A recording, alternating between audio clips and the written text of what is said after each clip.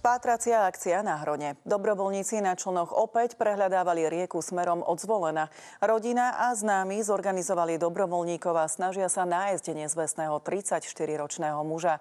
Ten ešte vo štvrtok skočil do vody zo Zvolenskej hate. 34-ročný muž je nezvestný už 4 dni.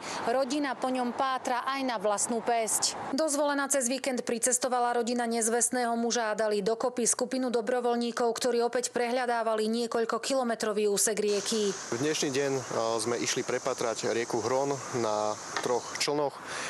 Dokopy nás je 15 dobrovoľníkov ako pohotovostný pátrací tím a DHZ Cučany.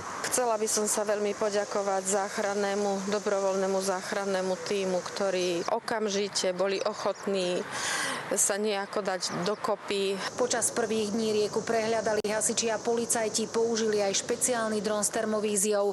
Ani jedna z akcií však nepriniesla žiadne nové informácie.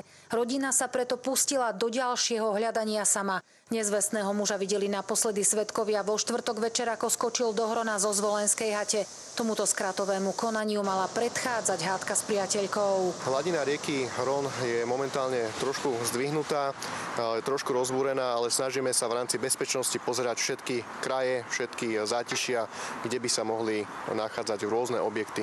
Viem, že sa snažia, že prehľadávajú. Videli sme fotky, ako prehľadávajú okolie Hrona, popod kríky, idú aj stredom.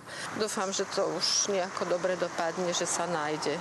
Dobrovoľníci prešli na člnoch úsek od Zvolena až po Hronskú Dúbravu po malú vodnú elektráreň. Muža sa žiaľ stále nájsť nepodarilo. Zo stredného Slovenska Katarína Kováčiková, televízia JOJ.